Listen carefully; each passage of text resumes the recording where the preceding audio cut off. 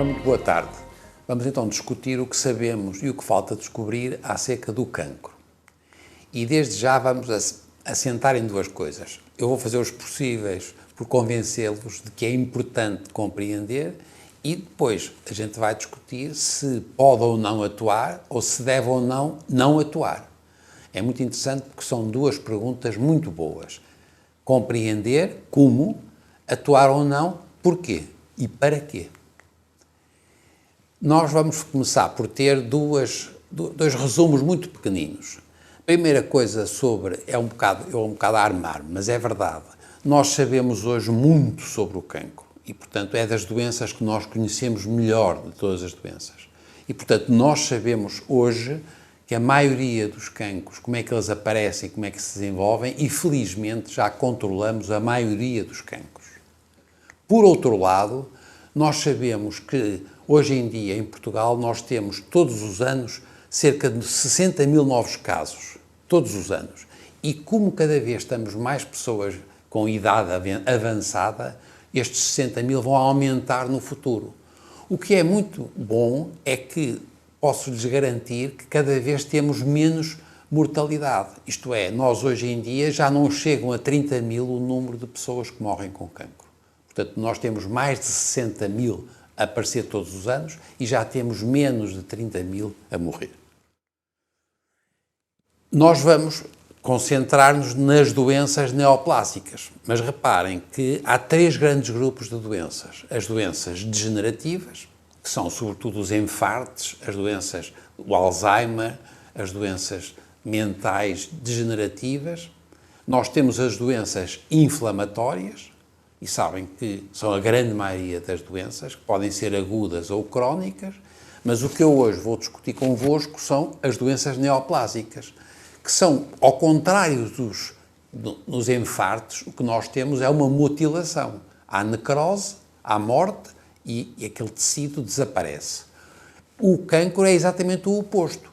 Nos cancros, nas neoplasias, o que nós temos é um crescimento de novo. Há um tecido, é daí que vem da palavra, de resto, neoplasia. E é isto que nós vamos discutir.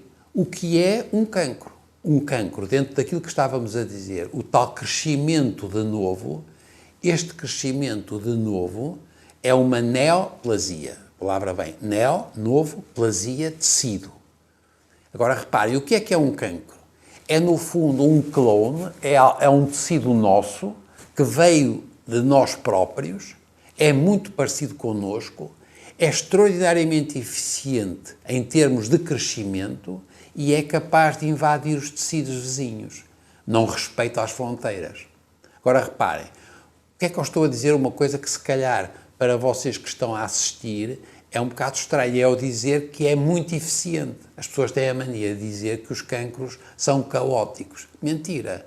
O cancro, infelizmente, para nós, que somos os doentes, e para bem dos cancros, eles só são cancros quando são extraordinariamente regulados e eficientes. E é por isso que são perigosos. Não se esqueçam disso, pelo amor de Deus. Quando a gente vê um cancro que está muito agressivo, ele é de uma eficiência brutal. Porque se fosse caótico, não era cancro, morria. E agora reparem, as palavras são muito importantes. E agora reparem, portanto, nós temos tumores ou neoplasia, que são sinónimos, e dentro dos tumores ou neoplasias, nós temos os tumores ou neoplasias que são clinicamente benignos, que não podem causar e não causam a morte dos doentes, e temos os outros que são clinicamente malignos, e para nós, quando a gente diz um tumor ou uma neoplasia maligna, isto é sinónimo de cancro. Agora reparem, quando eu digo é sinónimo de cancro, é que é risco de poder vir a matar os doentes. Mas, felizmente, isso já não acontece na maioria dos casos. Mas é verdade que são malignos. São os tais que não respeitam as fronteiras. E é por isso que também, por maioria de razão, nós andamos sempre com esta ideia, que já vos disse logo lá, de resto no primeiro slide, que era compreender, nós temos que compreender e depois temos que, na tal lógica, decidir se vamos atuar ou não atuar, nós temos que decidir se aquele tumor, aquela neoplasia, se é maligna, tudo bem, é maligna, mas é muito maligna ou é pouco maligna? E se for pouco maligna, se calhar nós não precisamos de fazer uma cirurgia muito alargada. E é daí que está a minha referência, atenção ao perigo de sobrediagnosticar e sobre tratar as pessoas. Agora, para terem um exemplo, para ver, eu já vos mostrei o que era um cancro, que era um daqueles tumores que era invasor. Agora reparem que tem aqui pequenina uma neoplasia benigna. Reparem que é uma bolinha muito bem limitada.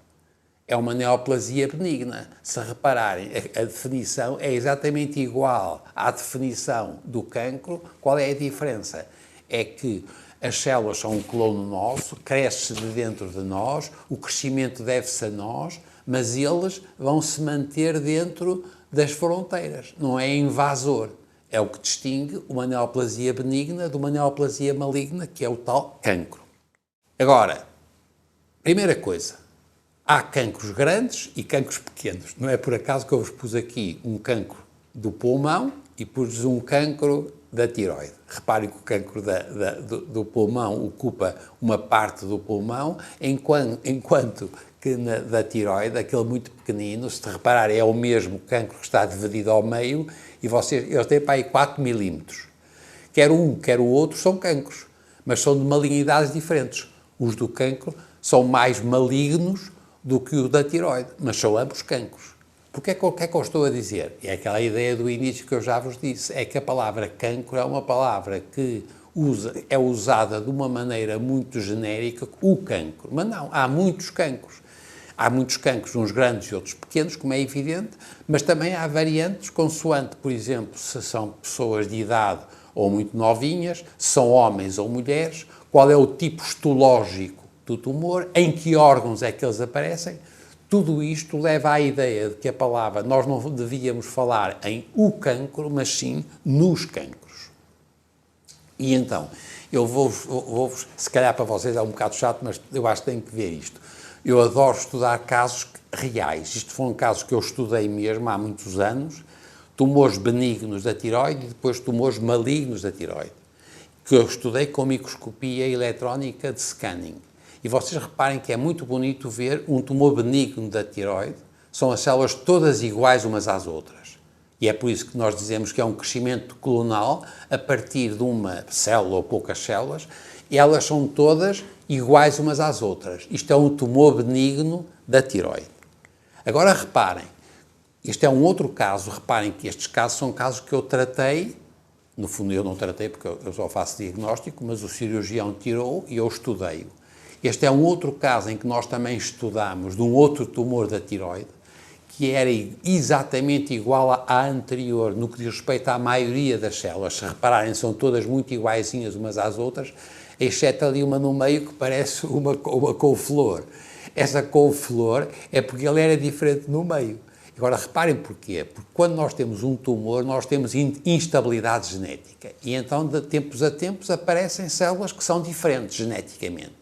E se são geneticamente diferentes, vocês vão aparecer células fenotipicamente diferentes. Elas são diferentes, elas eram todas iguaizinhas, apareceu aquela maior. E agora reparem, nós tirámos este tumor, era benigno, e era de resto uma senhora, e esta senhora está muito bem.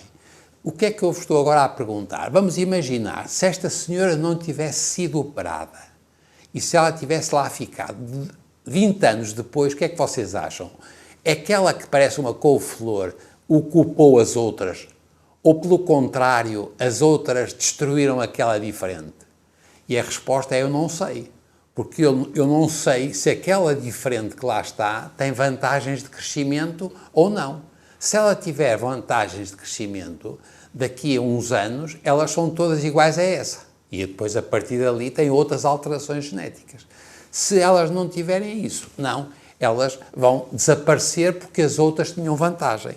Porquê é que eu vos estou a dizer isto? Quer dizer que os cancros, neste caso ainda são tumores benignos, mas já ocupam por estadios. E é por isso que isto demora anos.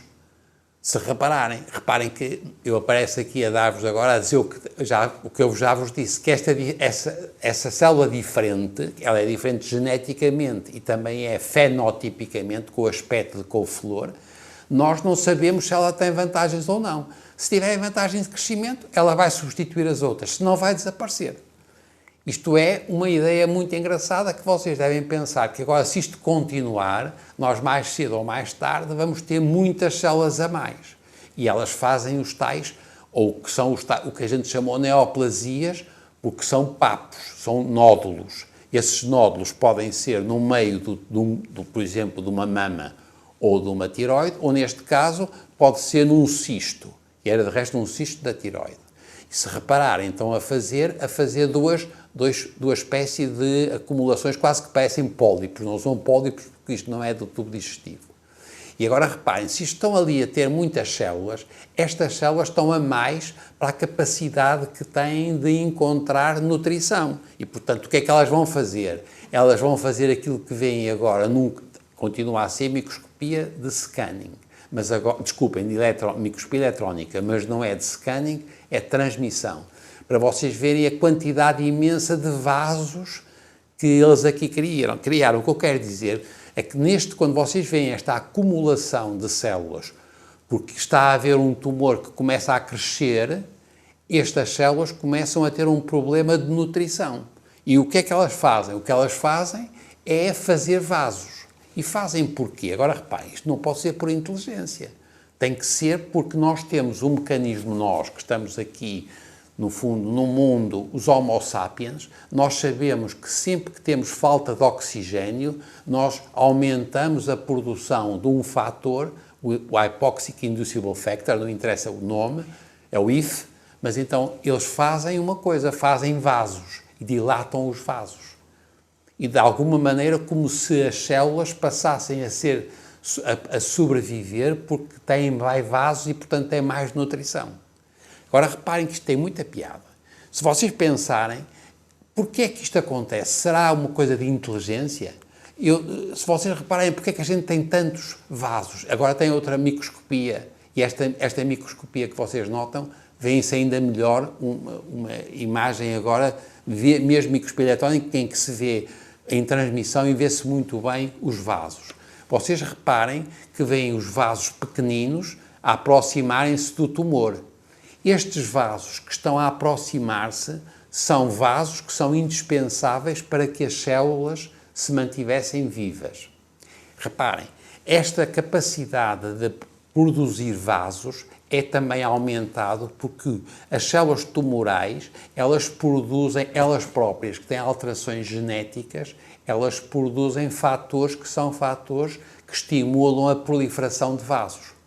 E porque, como têm instabilidade genética, e se tiverem esta capacidade, as células vão se manter vivas e, neste caso, reparem, como começam a aparecer próximo dos vasos, vocês passam a ter a possibilidade das células que deixaram de responder à ideia do controle das fronteiras, aquelas células vão conseguir ir para dentro dos vasos. Se repararem, é muito importante que as pessoas percebam que no cancro, e agora aqui já é um cancro, também da tiroide ainda, vocês reparem que é importantíssimo o tecido do hospedeiro, que é do próprio hospedeiro, portanto são vasos do doente que tem aquela tiroide, e agora vejam como ele está a fazer vasos que são agora parte do processo.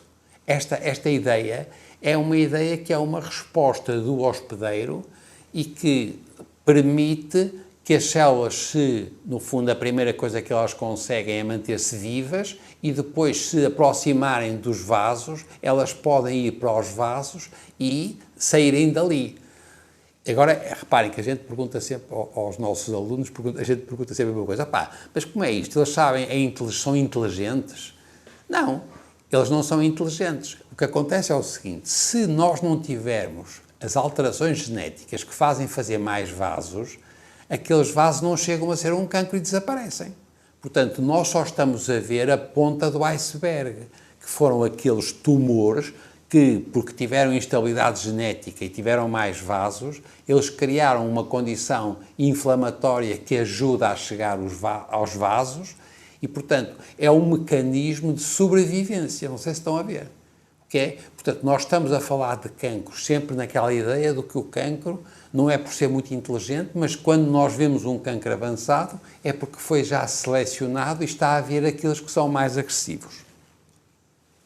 E agora reparem, Se por acaso, reparem, isto é de um tumor, era de um miúdo que eu estudámos, tinha 15 anos, e tem um tumor pequenininho na tiroide, na pontinha da tiroide, e depois tem os gânglios cheios de metástases em baixo. E vocês reparem, e isto é impressionante, significa que as células puderam chegar aos vasos linfáticos e foram para os gânglios regionais.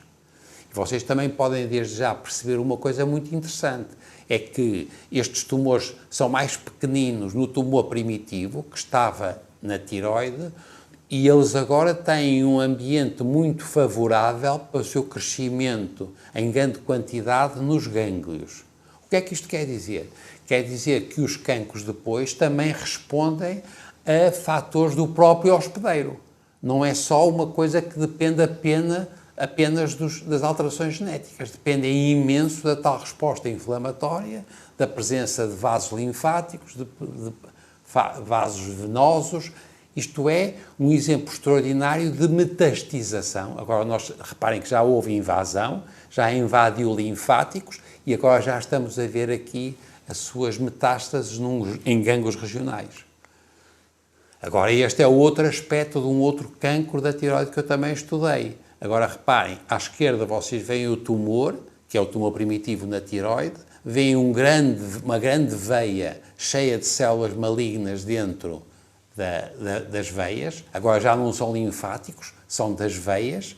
E agora reparem o que é que acontece. Esta doente provocou a morte do doente com metastização nos pulmões.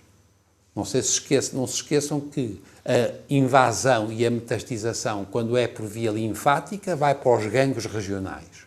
Quando a metastização é por via sanguínea, pelas veias, vai para os pulmões, vai para a medula óssea, portanto para os ossos, vai para o fígado e vai para o cérebro. Esta metastização é muito mais grave do que a metastização ganglionar regional. E, portanto, nós sabemos que agora, para a sobrevida dos doentes e para a escolha do tratamento, nós temos que tratar de maneira diferente se a invasão é uma invasão linfática só ou é uma invasão venosa. E então, aqui, nós vamos fazer aqui uma primeira pausa. Então, reparem, nós estamos sempre a falar em crescimento. E o que é que vocês acharam? Que a palavra crescimento significa proliferação? Às vezes significa, e é por isso que é a proliferação aumentada. Mas não se esqueçam que às vezes não há aumento da proliferação. O que há é sobrevivência, é resistência à morte. E aí nós temos bloqueio da apoptose. E, portanto, o primeiro ponto que é muito importante é ter a noção de que os tumores que podem ser benignos e depois são malignos, eles podem ser mais devido à proliferação ou mais devido ao bloqueio da morte. E aqui para nós é mais difícil tratar os cancros porque é muito difícil convencer as células malignas a matarem-se, a suicidarem-se. Era mais fácil se fosse só por proliferação. E agora reparem, nós dizemos a palavra crescimento, que é uma palavra que significa que aumentou, sim senhor, é um tumor benigno. Quando é que a gente começa a chamar cancro? É quando tem a tal invasão, que é quando deixa de responder às fronteiras. Então temos a invasão e temos a metastização, quando temos para os gânglios ou para órgãos à distância. Eu vou-vos trazer agora dois exemplos muito rápidos, mas que são interessantíssimos. É uma vergonha, porque são uma coisa que eu fiz há 40 anos, mas é assim. A primeira este é uma metástase. Eu estava na Noruega e estávamos a estudar cancros da tiroide que tinham metástases nos gânglios. E nós fomos estudar para ver se as células estavam a proliferar muito. E na altura tinha-se descoberto como é que a gente via se as células estavam a proliferar.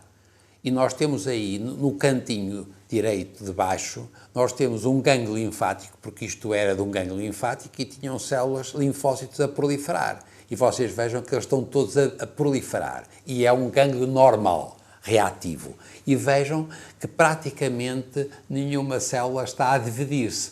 O que significa que este cancro era dos tais cancros em que o que as células tinham como grande característica não morriam. Eles não proliferavam muito, mas não morriam. E reparem que é um exemplo extraordinário. O outro é também extraordinário, mas é um erro meu, que é uma ideia horrorosa e eu tenho um bocado de vergonha, mas vou-vos contar. Eu estudei estes casos e então nós estudávamos estes tumores, os tais que nunca estavam a dividir-se, porque eles não estavam a dividir, mas não morriam. E eu comecei a ver dentro das células dos cancros da tiroide, havia esses vacúolos. E eu, estúpido, disse que isto era uma célula cancerosa em autofagia. Autofagia é porque ele comia bocados de si próprios. E eu escrevi, isto foi em 78, e eu escrevi, e era a minha tese de doutoramento, estas células estão a morrer, porque elas estão a fazer autofagia. E só depois é que eu percebi que a autofagia era o tal mecanismo extraordinário para as células sobreviverem. Quando elas queriam era sobreviver vivas, eu já vos tinha dito que elas não proliferavam, mas sobreviviam a tudo, então elas começavam a comer do seu próprio citoplasma, faziam-se nutrição de si próprios e não chegavam nunca sequer a morrer, porque elas ficavam também muito magrinhas e usavam muito pouco. São dois exemplos extraordinários da ideia de que o crescimento não significa proliferação aumentada, mas sim a sobrevivência à morte. Mecanismo de aumento de sobrevivência, como veem. Portanto, resumindo isto aqui, nós já vimos crescimento, sim senhor, proliferação ou sobrevivência, é importantíssimo. E quando é que isto significa cancro? É quando há invasão e depois pode haver ou não generalização e metastização. O que nós hoje sabemos, e isto também é muito interessante para vocês, é que esta coisa, que é uma sequência de coisas ao longo do tempo e que demora os tais estadios, porque é preciso instabilidade genética e demora anos. Não se esqueçam, por exemplo, que um cancro do rim de 5 centímetros pode ter demorado 20 a 30 anos a formar-se. Portanto, não estamos a dizer que é uma coisa que acontece de um dia para o outro. É o primeiro ponto. O segundo, não é por acaso que vocês veem a seta muito grossa no princípio e depois muito fininha cá em baixo. É que a morte celular e a desaparição, porque elas não são eficientes, é sobretudo no princípio. Depois, à medida que a gente evolui para a tal ponta do iceberg, é verdade que os cancros são muito mais difíceis de tratar. E não se esqueçam que nós sabemos que isto é porque há alterações do ADN, há instabilidade genética e há seleção e expansão clonal quando elas ficam com alterações genéticas que são mais eficientes. E é isto que transforma o cancro numa doença que demora anos e que passa de passo em passo. Isto voltamos à minha ideia inicial, para quê? Agora, só para vos chamar a atenção para uma coisa, nós temos para um lado as doenças degenerativas, temos as doenças neoplásicas para o outro, o que tem graça no meio é a transição entre a inflamação crónica e as neoplasias. E agora vocês reparem que isto é interessantíssimo. Se vocês pensarem em termos de AVC ou infarto, são as inflamações agudas, é para a esquerda, vai para as degenerativas. Se for mesmo para um cancro, qual é o fator importantíssimo? São as doenças inflamatórias crónicas. E é por isso que aquela seta está entre as doenças inflamatórias e as doenças neoplásicas, e a inflamação é o grande processo de ligação entre, por exemplo, uma infecção vírica, que pode levar a cancro, e para uma doença vírica levar a um cancro, nós temos que ter uma inflamação que vai provocar um cancro, não é diretamente o vírus. O que é que eu estou a dizer também? É que é muito importante a importância do hospedeiro, da pessoa onde isto acontece. E vamos começar agora a falar com vocês numa coisa que é muito importante, que são os micro-organismos, porque vocês sabem quando é que a gente tem mais cancros. Onde nós temos mais cancros é no tubo digestivo e no aparelho respiratório. E porquê? E depois a seguir já agora ficam a saber que é no aparelho urinário. Porquê? Porque nós temos num sítio onde nós temos a relação com o ambiente de fora. Nós temos no tubo digestivo e no aparelho respiratório, e no aparelho urinário, nós temos a ligação entre o mundo e a pessoa. E nós temos uma coisa que é a pele, que já nos separa da pessoa para os outros. Dentro de nós temos as mucosas, e as mucosas também separam entre nós e o mundo. Quando a gente, é uma coisa, é dizer um bocado cómico, mas dizer, por exemplo, que a gente dentro do tubo digestivo nós temos bocadinhos das estrelas, porque é meio externo, não se esqueçam. Agora reparem, duas noções muito básicas. A primeira é que, reparem, o cancro é uma doença genética. É verdade, já vos disse, estas células passam de células mães para filhas, para filhas, para filhas, por aí fora. E depois, porque é que será verdade que tem causa ambiental? É porque eu não estou a dizer que elas são hereditárias. Eu estou a dizer que os cancros são doenças genéticas, porque têm uma alteração genética, mas essa alteração genética, na grande maioria dos casos, não é hereditária, não é germinativa, não. Ela veio das pessoas terem, por exemplo, fumarem.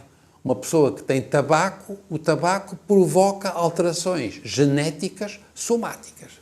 Não se esqueçam, portanto, não podem confundir alteração genética com alteração hereditária. Nós estamos a falar das alterações genéticas que são somáticas.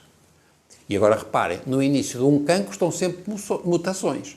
E o cancro é uma doença genética, mas não hereditária. Isto é, as mutações são somáticas e não germinativas. Por favor, pelo amor de Deus, não se esqueçam disto, que isto é importante. Assim como também é muito importante outra coisa que eu gostava muito que pensassem, é por isso que tem causa ambiental. E é por isso que nós temos tanta capacidade de perceber como é que nos podemos defender na prevenção de cancro. Porquê?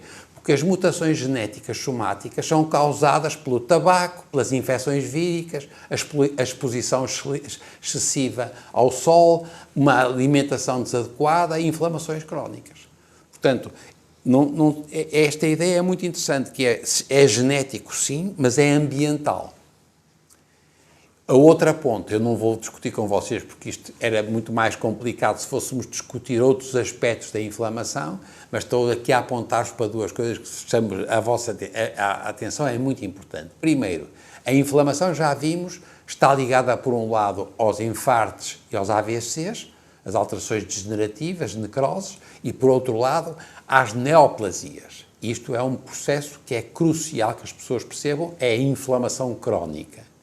Eu queria muito, mas não nos vamos meter nisso, mas como vocês são professores de biologia, é muito importante perceberem que há muitos elementos da inflamação que também são elementos importantes, quer para bem, quer para mal. Por exemplo, a inflamação pode dar saúde e bem-estar. E, por outro lado, não se esqueçam que a inflamação, infelizmente, também é causa de alterações mentais e há muita gente que até diz que pode ter influência na criatividade. Não se esqueçam, portanto, isto, se eu tiver que vos dar uma coisa para além do cancro, que fica assim mesmo marcada, é a importância fundamental da evolução ao longo da espécie humana, o valor da inflamação, tanto para bem como para mal. E não se esqueçam, é a pessoa, é o contexto e é o limiar. Nós, por exemplo, sou um tipo que me inflamo com muita facilidade. E, portanto, se eu passar do limiar, eu fico insuportável. É quando a inflamação vai para além do limiar. Não se esqueçam que há alguma coisa que tem a ver com nós próprios e que isto já não tem nada a ver com cancro. Depois, outra coisa também, que é muito básica, mas que é muito importante e é verdade para toda a gente. Tudo no cancro, mas isto é verdade para qualquer outra doença grave, é sempre a mesma coisa. Como é que a gente tem um cancro? Nós temos, por um lado, pessoas que nascem com um determinado, temos com um determinado gene, ou genes. Esses genes, sobre estes genes e esta pessoa, que podem ser mais para cima ou para baixo, as suas alterações têm a ver com o ambiente, e dentro do ambiente são os tais microambientes. Agora, este microambiente tem muitas vezes a ver também com os micro-organismos dentro do tubo digestivo, do aparelho respiratório, etc.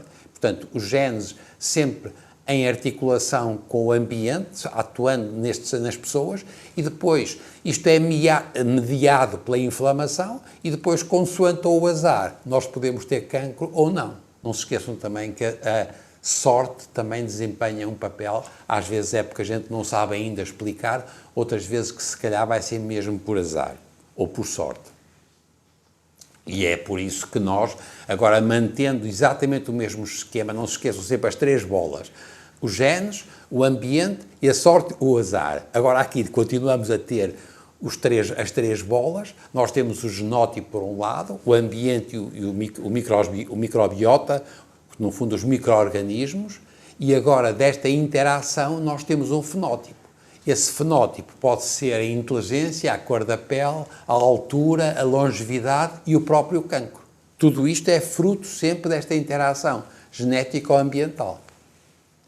Não se esqueçam também, isto é uma coisa que vocês que estão a estudar cancro, que há um aumento de risco com o quê? Nós temos um aumento de risco muito grande de cancro. Porquê? Porque com o aumento da idade, por um lado, as pessoas estão durante mais tempo expostas ao ambiente e às alterações do microbiota, etc., por um lado, e não se esqueçam que se a pessoa é velhinha, a pessoa perde capacidade de reparação de erros. Portanto, as duas coisas é mortal. E vamos chegar, finalmente, aos micro-organismos, porque nós temos a mania agora dos micro-organismos. O que é que a gente tem aí? Nós temos aí uma coisa muito importante, que é a importância do que nós temos desde a criança no tubo digestivo. E nós sabemos, quando a gente estuda agora as crianças, nós sabemos que o fator mais importante da sobrevivência e a qualidade de vida das crianças e depois dos adultos não é dos genes, é da qualidade dos micro-organismos que nós temos no tubo digestivo. E é daí que nós temos a ideia da importância do care. A palavra care, que a gente usa muito, é como sinónimo de cuidar. Atenção, não é compaixão. É verdade que a compaixão é uma coisa importantíssima, mas ainda mais importante do que a compaixão, alguma coisa que é crucial, é cuidar, no sentido de que o desenvolvimento das crianças e depois dos adultos e muitas das situações de doença e de saúde dependem do cuidar, que passa muito por esse micro-organismo. E assim chegamos aos microbiotas. Nós não temos muito tempo, mas eu não queria que vocês deixassem de pensar se há tantos cancros do tubo digestivo, há tantos cancros do aparelho respiratório, há tantos cancros do aparelho urinário, e onde nós temos os tais microbiotas, nós temos que perceber quando é que isto começa. Isto começa mesmo no recém-nascido. E é muito interessante que nós hoje sabemos que é a coisa mais importante que há para o desenvolvimento de uma criança é a qualidade do microbioma ou microbiota. E é por isso que nós falamos muito na ênfase no care. Care, que é considerado um sinónimo, reparem, é cuidar, não é sinónimo de compaixão. Compaixão é muito importante, é indiscutível, e em relação ao cancro, por maioria de razão.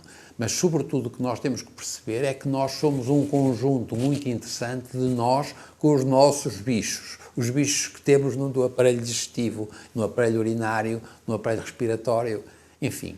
Isto é um mundo que está a aparecer em toda a parte. E não é por acaso que nós hoje sabemos que, em relação ao tubo digestivo, o cancro do intestino é o cancro mais frequente. Nós sabemos que ele é devido, antes de mais nada, à qualidade dos microbiotas. E é por isso que nós falamos no tubo digestivo disbiótico, dizendo que é devido à presença de micro-organismos diferentes que se aumenta o risco de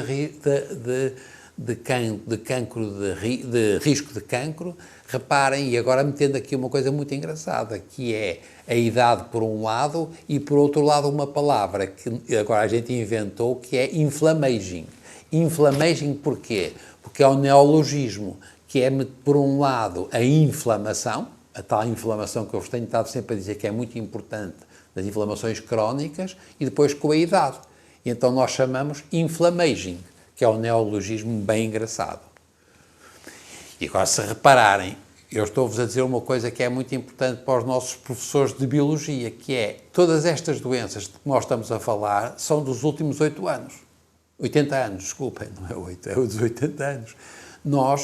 E se repararem, nos últimos 80 anos, nós não tivemos, de certeza que não tivemos alterações genéticas. E, portanto, o que é que aconteceu para haver esta alteração nos últimos 70, 80, que passou a haver muito cancro, de resto, já agora também estão aí, e não é por acaso que, infelizmente, com a idade, nós estamos a aumentar muitas doenças neuropsiquiátricas, as doenças degenerativas mentais, etc.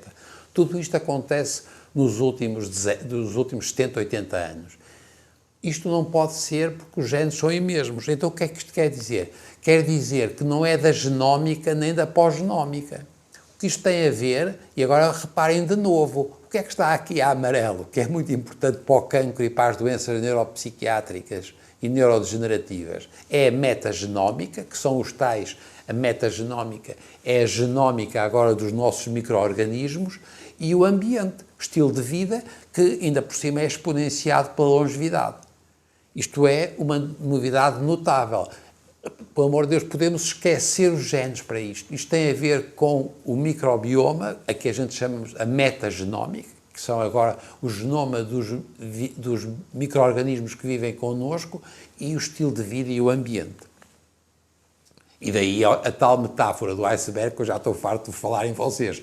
Isto começa por haver mutações somáticas, e o que é que acontece quando é que temos o cancro? Na pontinha.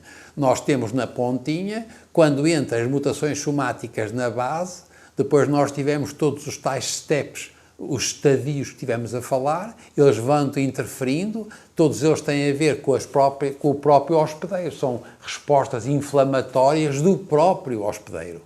E é esta interface sempre entre aquilo que é o cancro a crescer e a resposta do hospedeiro que fazem com que em alguns casos, que são aqueles maus, que nos aparece a ponta do iceberg, que é aquele que é mais assustador. Não se esqueçam também que isto é muito engraçado, porque se vocês pensarem neste meu paleio que eu tenho tido desde o princípio, é que isto é um processo de seleção. Atenção, não é uma seleção natural, não. Nós estamos a estudar os casos que deram para torto. Já vos disse que a maior parte dos cancros, felizmente, ou até espontaneamente desaparecem ou são controláveis. Mas quando isto acontece até ao fim, é uma espécie de seleção darwiniana. Agora, só que o Darwin, a gente tem a mania que foi graças a isso que a gente ficou o Homo sapiens e até, por acaso, é bastante predador. Neste caso, infelizmente, o cancro também é uma seleção pela negativa para o hospedeiro, pela positiva para o cancro. E agora reparem, porque é que eu ainda por cima queria que vocês ficassem com essa ideia? As alterações genéticas, como há instabilidade genética, nós estamos sempre, neste caso, por exemplo, reparem, temos tumores com o tamanho de uma bola de ping-pong e há 100 milhões de mutações. Reparem, isto é uma quantidade brutal por causa da instabilidade genética. Se isto é verdade, será possível resolver este problema com um estudo molecular? E a resposta é não. Se nós sabemos que numa bola de ping-pong, é um cancro, é verdade, mas é pequeno, tem uma bola de ping-pong e tem 100 milhões de mutações, é impossível resolver este problema com o estudo molecular. A resposta é não. Então como é que a gente resolve isto? Antes de mais nada, eu queria dizer o seguinte, o que eu estou também a dizer-vos isto é porque isto é assim. Há uns tipos que têm a mania que a gente agora, se estudar muito todos os genes, e os genes sempre, e cada vez mais, e cada vez mais, e cada vez mais, nós cada vez vamos encontrar mais alterações genéticas. E há uns tipos que têm a mania que chamam isto de medicina de precisão.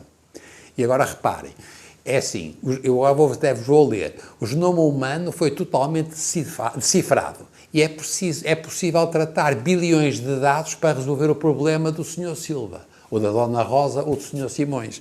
Mentira. Isto é o engano do século. Ninguém resolve o problema com tantos milhões de alterações genéticas. Então o que é que a gente tem que fazer? Nós temos que perceber que é a mesma coisa com os seres humanos, que os tumores, como os seres vivos, são um conjunto de milhões de alterações genéticas num contexto em que o ser vivo é muito mais do que um tumor sozinho. É o que diz, like a human being is much more than a bundle of genetic information. E, portanto, não se esqueçam, para compreender e para focar em cada caso concreto, a personalização é mais importante do que a medicina de precisão. E estamos a acabar. As doenças civilizacionais e emergentes, cá estão elas todas, e lá vos aparece o cancro, a longevidade e o envelhecimento. São aquelas que nós sabemos que vão acontecer. E porquê? Vão acontecer porque nós estamos cada vez a ter mais pessoas com muita idade. Esse é o grande problema. Como é que isto se resolve? Tratando as pessoas? Não. O que a gente tem é que apostar na prevenção mais do que na cura. As doenças e os cancros e as doenças pré-cancerosas são, no fundo, por um lado, dão-nos desafios e oportunidades e nós temos o que é que temos que prevenir os riscos. Portanto, nós temos que apostar na prevenção e depois temos que compreender o que é o cancro e, com isto, melhorar o diagnóstico precoce, que esse pode ser feito através da cura. E, finalmente, nós temos tratamentos cada vez mais eficientes de casos avançados. E chegamos ao último. O que é que nos vai acontecer nas próximas décadas? Vamos melhorar a qualidade e aumentar a qualidade da vida. Isso temos a certeza. Reparem, isto é verdade mesmo para os cancros e estão a aumentar o número de cancros. Vamos melhorar a qualidade e aumentar a quantidade da vida.